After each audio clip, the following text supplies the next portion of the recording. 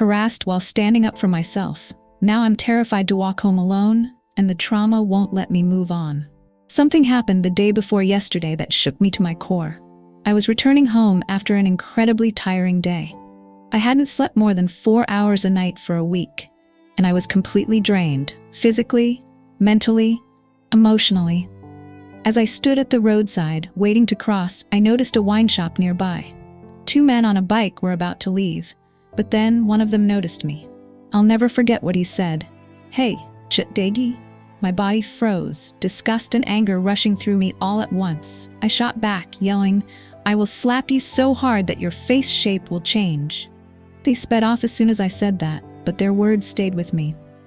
Worse, the men drinking at the wine shop heard the commotion. I crossed the road, trying to shake off the moment, and stood by a street stall, ordering a chow mein roll. But before I could feel any sense of normalcy, 2 drunk men approached me. One of them slurred, "Madam, were those men troubling you?" I ignored them, but they kept stepping closer. Their drunken stench filled the air as one of them insisted, "My brother is in the police. I'll call him right now." Before I could even react, he started pretending to call someone. I heard him say, "Come, brother, bring everyone with you." My heart sank. My body began to tremble. I felt paralyzed with fear. Thoughts of, "This is it, I'm not making it home tonight," raced through my mind. The man at the stall didn't intervene. I don't blame him. He probably feared the same as I did. Escalation, violence, chaos. Then, out of desperation, I noticed another man nearby. He seemed decent, and I whispered to him, pleading, "Please act like you know me. Please stand next to me." I saw a flash of hesitation in his eyes, but he nodded and stayed by my side. I stayed put, too afraid to leave. If I walked away, I knew they would follow. After what felt like an eternity, the drunk men finally left. I thought it was over, but as I hurried toward safety, one of them returned on his scooty. He leered at me and asked, "Sister, should I drop you home?" I froze again, praying he would just leave, but he didn't. He started spewing vile comments about my body, my clothes, my voice.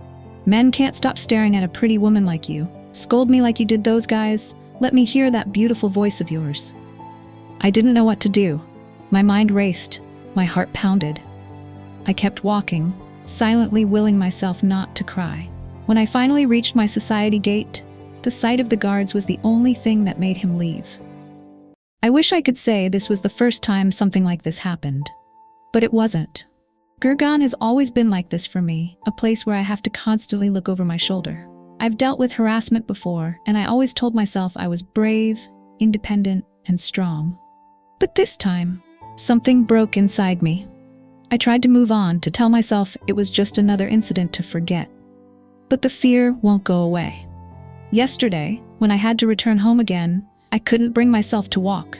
I decided to take an auto instead, hoping it would be safer.